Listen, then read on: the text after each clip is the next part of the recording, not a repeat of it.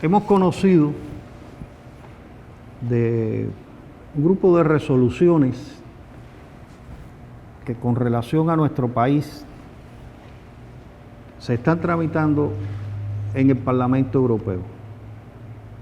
Una de ellas, a la que me voy a referir, es la que ha sido presentada a nombre del Grupo Partido Popular Europeo. Y voy a concentrarme en ella por lo mendaz de muchos de los elementos que la misma expresa, que me hace calificarla, y lo hago, créanse, con todo respeto, como una resolución o un proyecto de resolución marcadamente goebbeliano. Porque, y lo voy a demostrar, aborda una serie de elementos verdaderamente falsos, que es lamentable que vayan a inducir error a personas de tanto respeto como las que integran el Parlamento Europeo. Pero además, cuando uno se lee este documento, trasunta un rancio olor colonialista.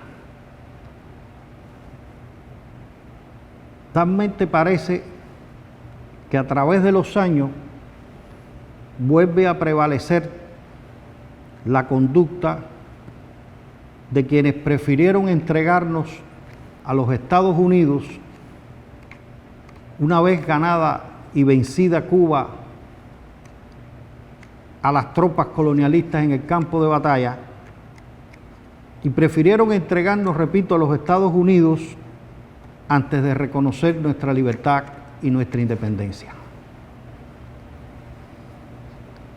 Hay aquí un grupo de elementos que realmente merecen ser destacados. Hay un planteamiento que a nosotros nos llama poderosamente la atención, y es el hecho de trazar las pautas de lo que debe ser considerado una democracia. También te parece que los únicos que pueden definir qué es o no es una democracia son estos caballeros. Y la definen, lo dicen así expresamente en el apartado B, la que significa como una alternancia en el poder, elecciones libres y justas y un respeto al pluralismo político. Lógicamente son principios generales. Muchos de ellos incluso lo habla este clásico europeo, Norberto Bobbio, en un excelente artículo que tiene que se llama Fundamento y Futuro de la Democracia. Pero Bobbio también dice allí,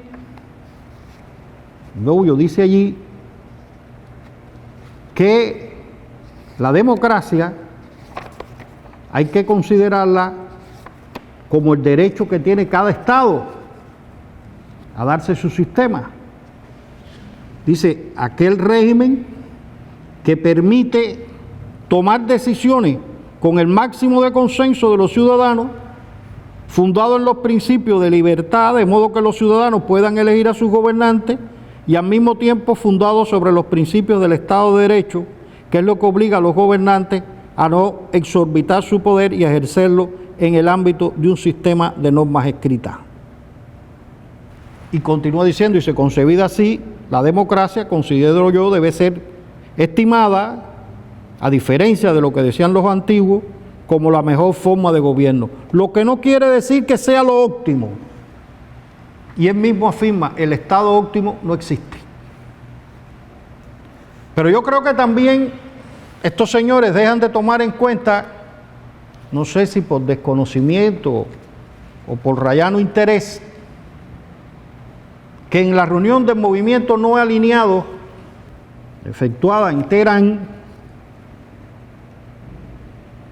puntualizó esta reunión y acordó que la democracia y lo cito textualmente, es un valor universal basado en la voluntad del pueblo libremente expresada de determinar su propio sistema político, su propio sistema político, económico y social y cultural. En este sentido, refutaron los miembros de países no alineados, de cual Cuba es parte, las pretensiones de potencias occidentales de imponer un modelo único de democracia, que es lo que nos sucede con estos planteamientos, ¿no? Y remarcaron que esta no es patrimonio de país o región alguna, a tiempo que pidieron respetar el derecho a la libre determinación de los pueblos. Teherán, 2012, reunión del movimiento de países no alineados. E insisto en el término libertad de voluntad del pueblo, voluntad libremente expresada, como dice la resolución del movimiento de países no alineados, o también lo que dice el propio Bobbio, permite tomar decisiones con el máximo de consenso de los ciudadanos y en total libertad. ¿Por qué hago énfasis en esto? Porque creo que se ignora con marcada intencionalidad cómo arribó Cuba en el 2019 a esta Constitución de la República que hoy rige. Un proceso que pretende ignorarse y que marcó la voluntad del pueblo mayoritariamente expresada y consensuada de que estos sean los principios que rijan el gobierno de la nación. Esta Constitución, una vez que una comisión de la Asamblea Nacional la redactó, fue sometido a un amplísimo proceso de consulta popular. No voy a agotar con las cifras, ahí están, se pueden referir a ellas. Pero en el que toda la población, con independencia de su credo político, tuvo la oportunidad de dar sus consideraciones y sus criterios. Y después de esa consulta popular que modificó un grupo de modificaciones al texto original, la Asamblea Nacional, una vez aprobada un texto ya más definitivo, la sometió a referendo popular. En este referendo al cual me he referido, que se efectuó el 24 de febrero de 2019,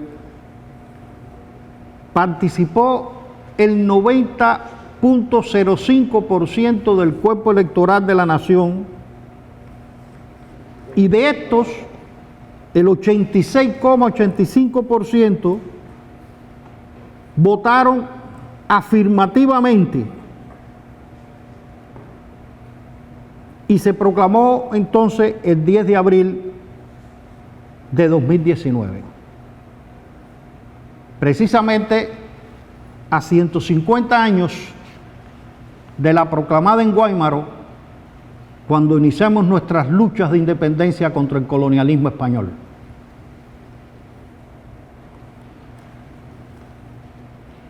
Y esto se ignora.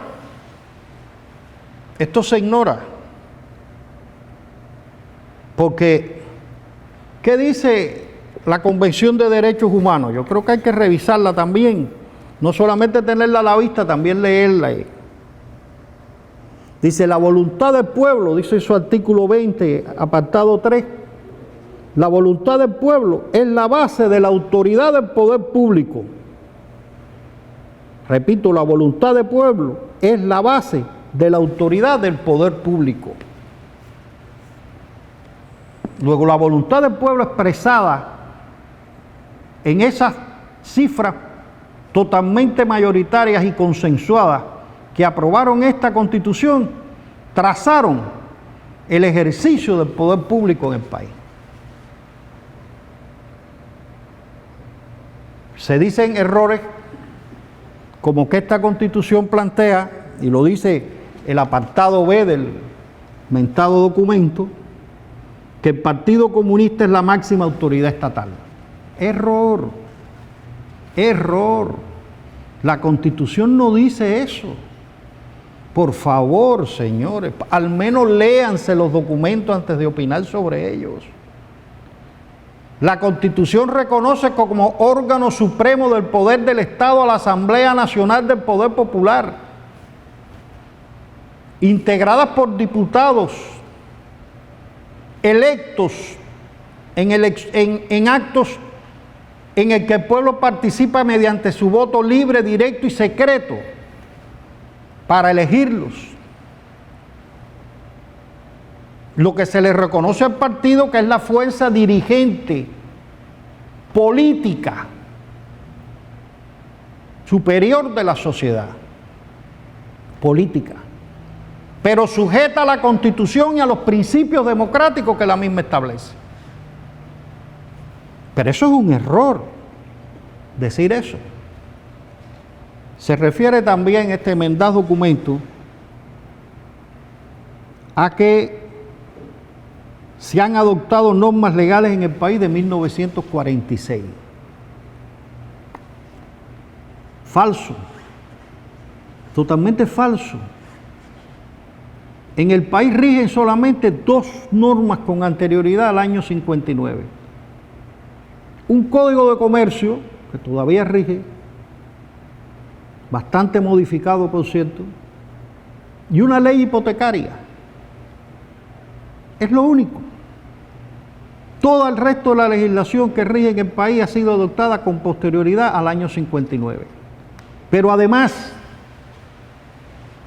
todas las normas que hemos ido aprobando después del 10 de abril de 2019 están inscritas en un cronograma legislativo publicado en la Gaceta Oficial de la República, que les invito a revisar, y que no son más que normas de desarrollo a los principios trazados en la Constitución, y otras encaminadas al proceso de reforma económica que se vive en el país a partir de la aprobación de los lineamientos de la política económica y social del Estado.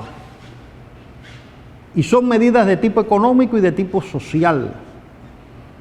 ¿Qué norma es esta que dicen que rige en el país, adoptada del año 46?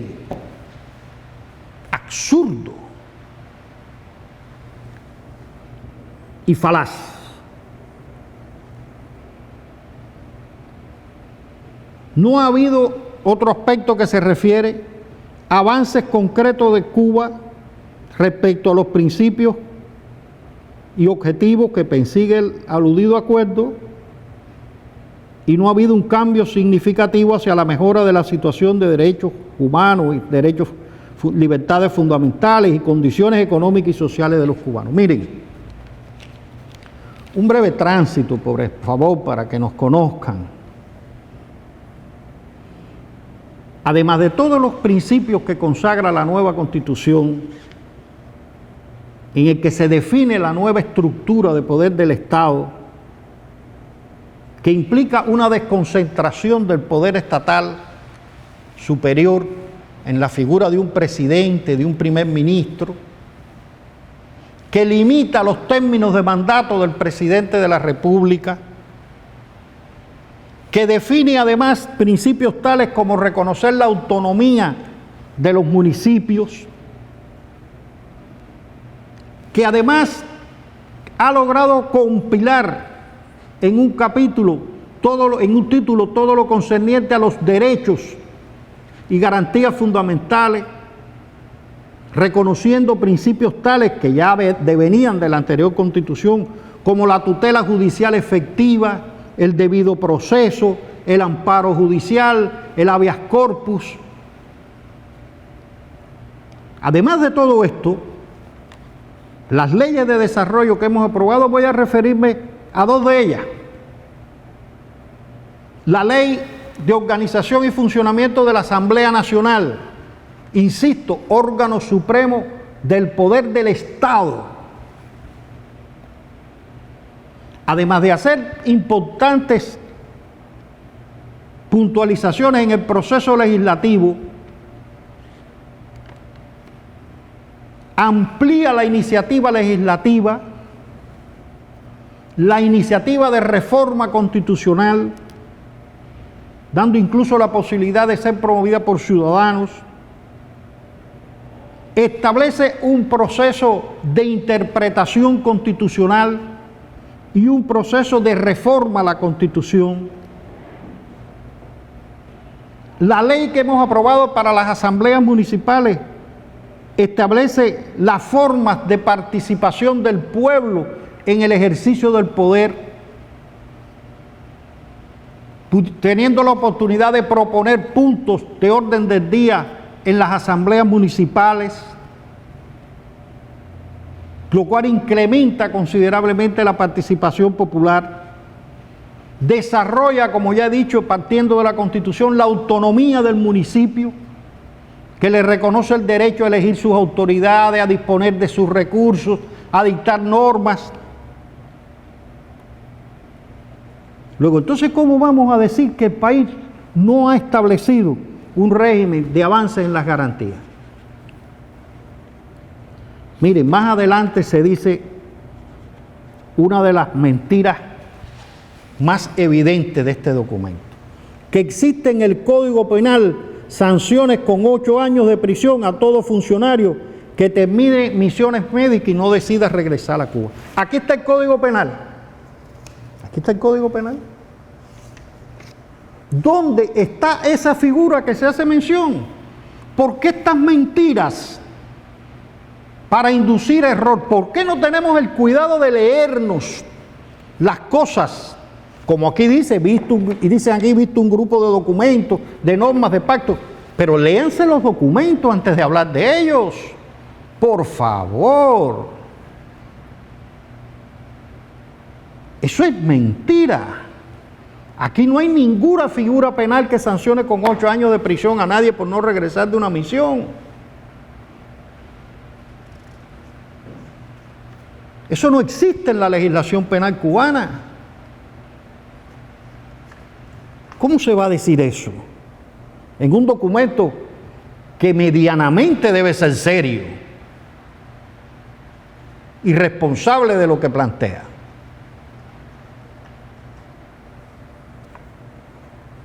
Pero además, por si fuera poco,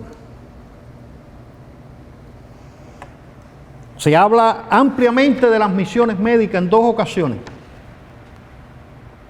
Yo creo que los compañeros del Ministerio de Salud Pública, las autoridades gubernamentales y los participantes en esta han hecho suficientes esclarecimientos de cómo es el procedimiento para ir a una misión. Parte del principio de voluntariedad del individuo, nadie está obligado a ir.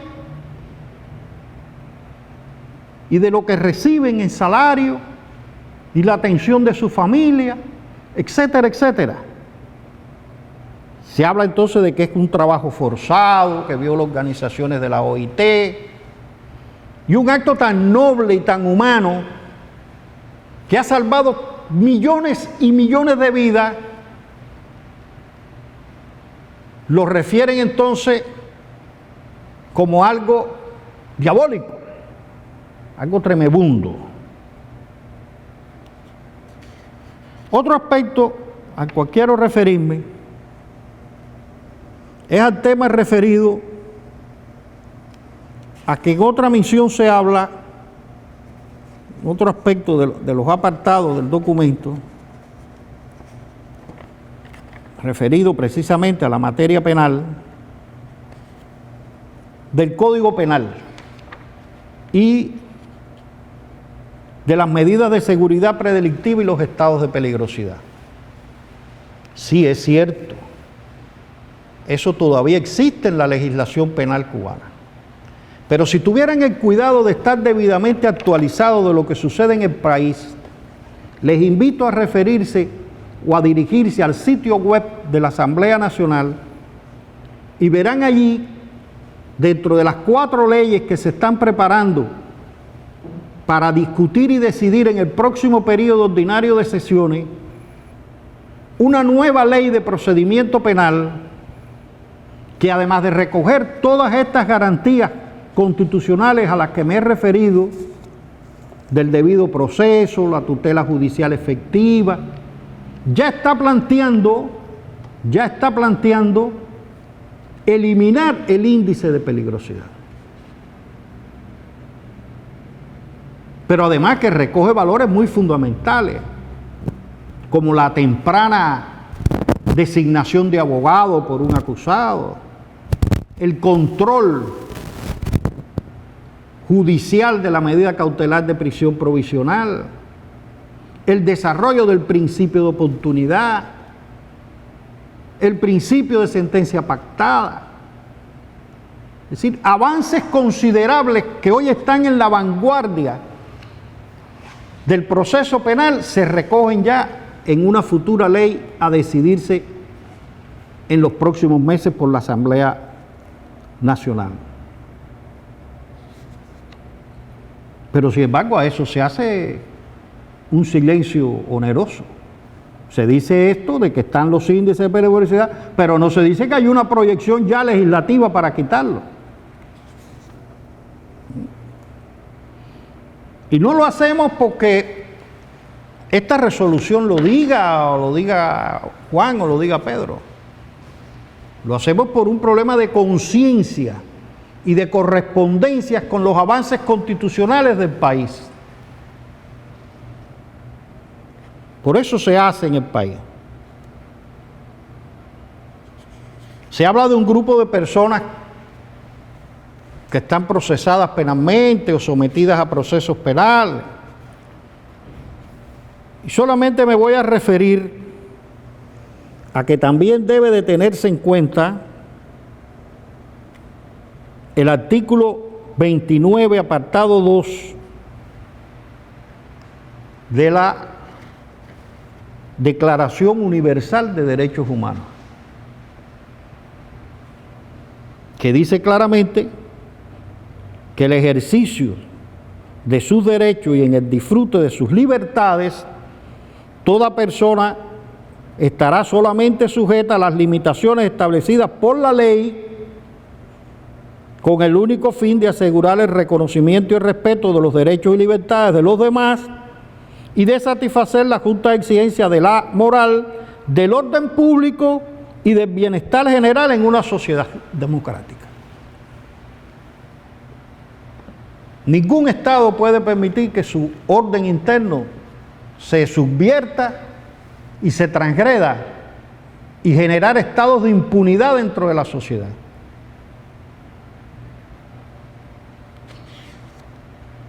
Y así hay otro grupo de aspectos necesariamente que llama la atención,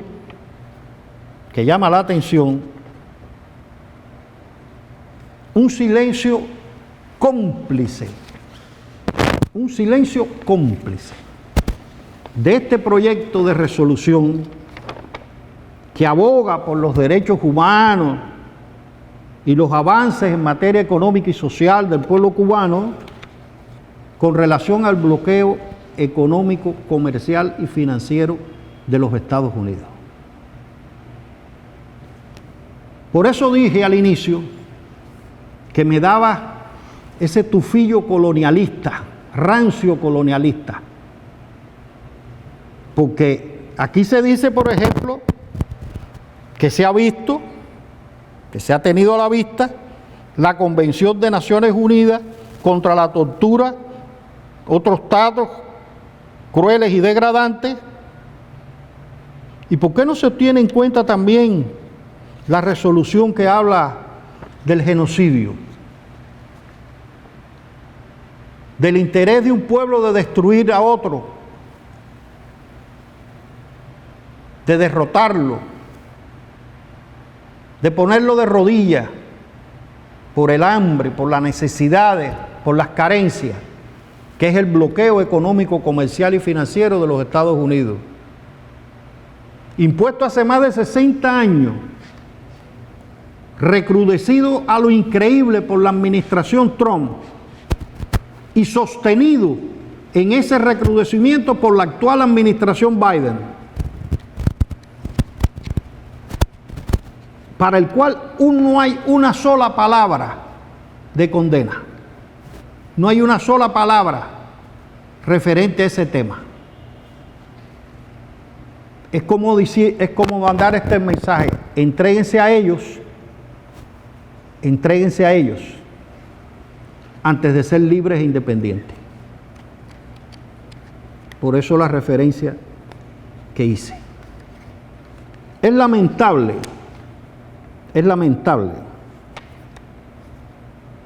que desde refrigeradas oficinas de Europa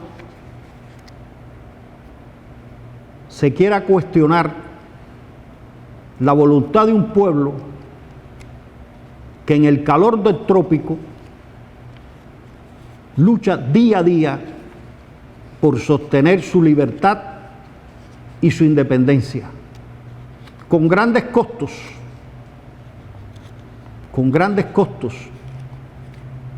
con grandes sacrificios, pero dispuestos a morir en el empeño.